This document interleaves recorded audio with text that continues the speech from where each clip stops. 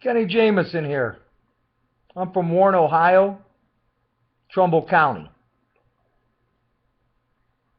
Making this video to see if there's anybody in that area that has any more information than the Warren Tribune has. I see that the Warren Express has sent a letter to the congressman, I think to the state attorney general too, about maybe doing an audit on the city of Warren and the way that they're handing out their grant money, in which I've been complaining about for, well, since NSP 1, since Neighborhood Stabilization 1 came out. It was a federal grant through HUD back in, I do believe, 08, 09. It was to stabilize neighborhoods, neighborhood stabilization. Well, when cities got this money, like Warren, instead of doing the 90% improvements like they were supposed to do to get houses back on the market, they got waivers. They waived that law goodbye, and they wanted to just tear down houses. Well, there was a lot of structures in Warren and Trumbull County that needed tore down. It had been abandoned for years, burnt out, bad, grass growing up to your waist. They did need tore down. But in able to get a larger grant, they had to show a greater need. So any vacant house was subject to being blighted and then eventually condemned, and then they could put that on the teardown list. Now, I talked to the mayor. He did call me back last week. I do believe he said 134, 137 houses were tore down in Warren. Now, I don't know, some of the neighborhood watch groups had a meeting with them, which you could see it here on YouTube, that they were requesting that they prioritize with the burnout structures first. That would be the safest, smartest thing to do. They didn't even need an asbestos inspection. They were already burnt out. Well, it came out in that meeting that all the houses that they condemned in that one day have all had asbestos inspections. This is where my problem started. It goes back to the Board of Health and the authority that they have. Now, when we go back to 08, 07, when I bought my property in 06,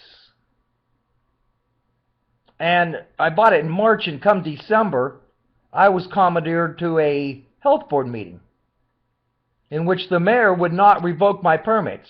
The inspector and the sanitarian wanted to revoke my permits. They wanted to shut me down. I was doing improvements, new windows, doors, heating, plumbing,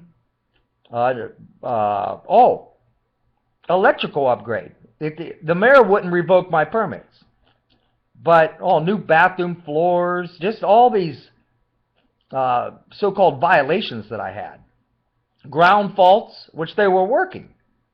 The inspector thinks he's an electrician also. I guess it's within his realm of practice to check a ground fault. He wants to put a meter on it other than just hit the button. It's got a built-in meter in it. A ground fault does. It is pretty bizarre.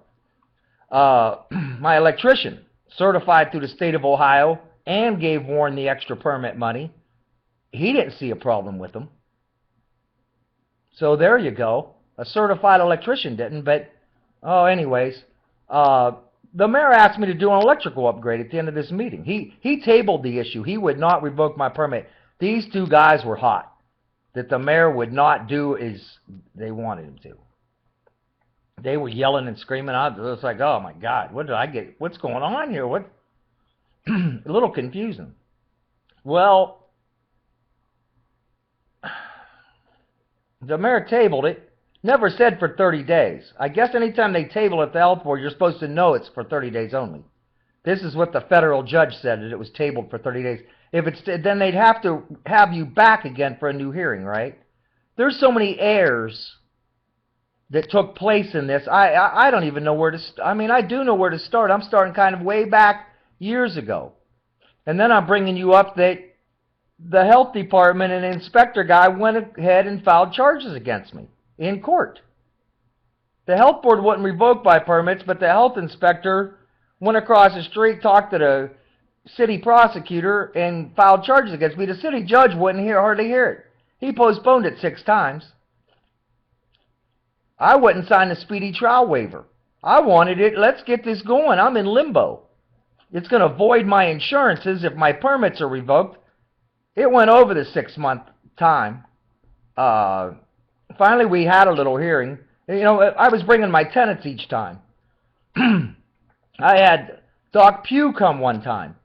On the third or fourth time, he was the city councilman that he was in charge of the health department. That was his department, because he'd had such a run-in with them years ago that he ran for city council and took over that department.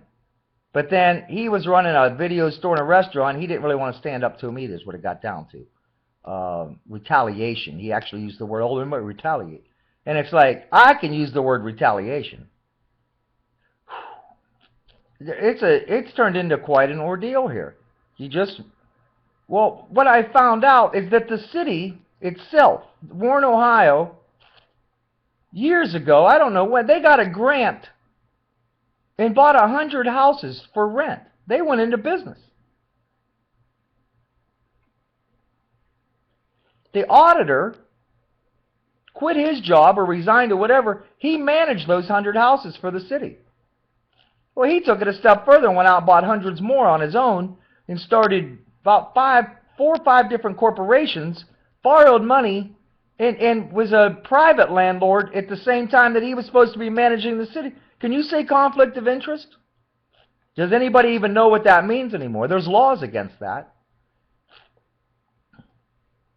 No one seems to be enforcing it. In the meantime, he's the only one in the city that qualified for the millions of dollars in grant money that came in to do rehabilitation of his property. So not only does he get the free houses, he gets the grant money to fix up the houses. I don't know. Maybe he's giving the money to the city. You'd have to dig through the 200 pages of the city budget to find that money. I went through there and found out that they don't own the water department there. They've sold it to a company in Lisbon, Patriot Water. Yet the city still pays employees to collect in the bills. The city still controls the water there. There was not a grant. What do they call that? A levy where they raise revenue? What's that called, Kathy? Bonds. A bond. They had a bond from years before when they sold it. The city's still paying that bond even though they sold the water department.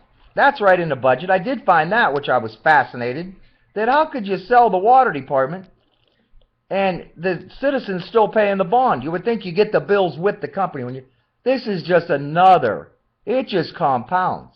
I'm hoping that Tim Ryan gets that letter and requests the state attorney general to come back to Warren again. The feds were just there. I don't know what they found, what they were even there with. Probably a abuse of power through the police department. There's always people complaining that they put the handcuffs on too tight or something. And they didn't release them from jail quick enough, like they do there. It's going on everywhere. This isn't. I don't mean to be picking on just this city. It's going on all over the country. It almost makes this a normal problem. But the normal problem is they've confiscated my houses, and they want to tear them down with that grant money, and they broke into them without a warrant. At that point, I had to put the brakes on and hire an attorney and file charges against them. You're not allowed to break and enter into somebody's property through a health board ruling.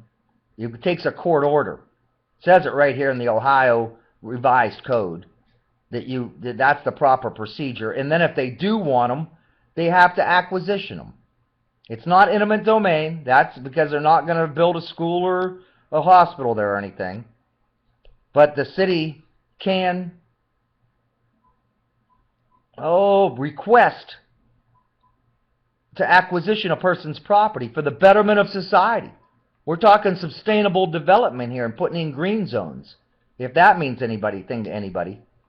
The new lingo these days really goes towards Agenda 21. Something you might want to look up if you're not familiar with it. ICLA. It's the city gets money. Cities operate on state money and federal money. A lot. Not and county money. They get their share of their county money back to run their schools. If you understand the structure of government, my main dilemma is that at a city court, they only uphold city ordinances. The state law doesn't apply in a city court. If you have a problem with that, you have to appeal it up to the next level of court, which would be at the county level. The county is supposed to uphold state law. There's a county seat.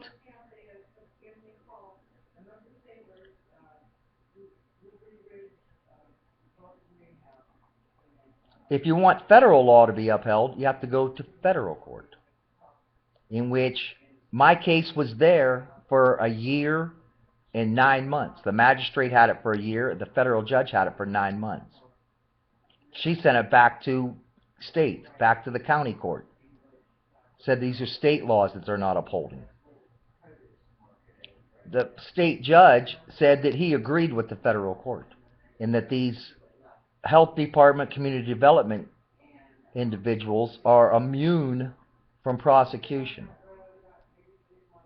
Now, that's one thing I'll give my attorney. When he filed the lawsuit, he filed it in their personally and in their official capacity.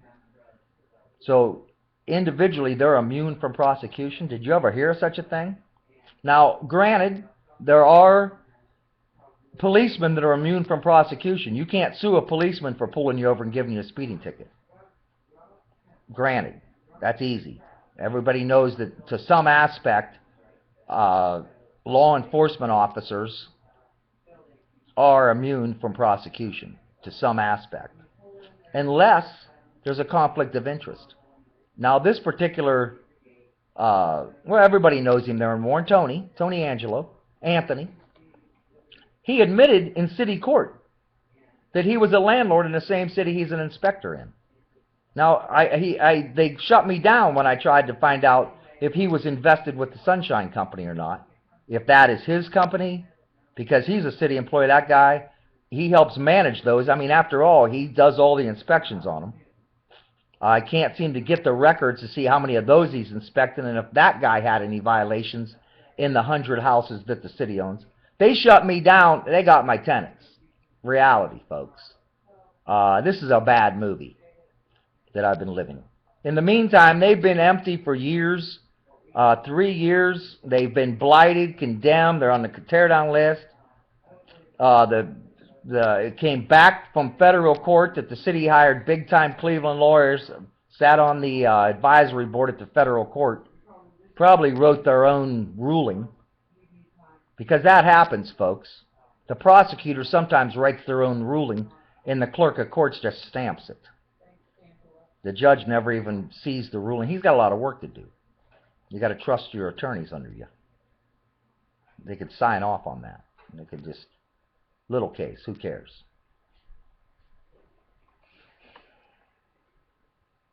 I'm in court over the taxes now. Yes. The house has been vacant. The city has condemned them 3 years ago. They want to tear them down. As soon as the judge made that ruling that they were immune and closed the case, after over 2 years, the county filed charges against me for the property taxes. They want to try to get me for property taxes before the city tears them down. That's right. Who owns the house? The city or the county or the state or the federal government? Or some foreign entity? Who knows? Do you own your house? There's what it is. The wife just said it. The land bank. When they confiscate your house, they put the house into a land bank, which is legal in the state of Ohio, private corporation, then they get to sell your house, and they get to keep the money. They don't put it up for sheriff's sale. They give it to the land bank.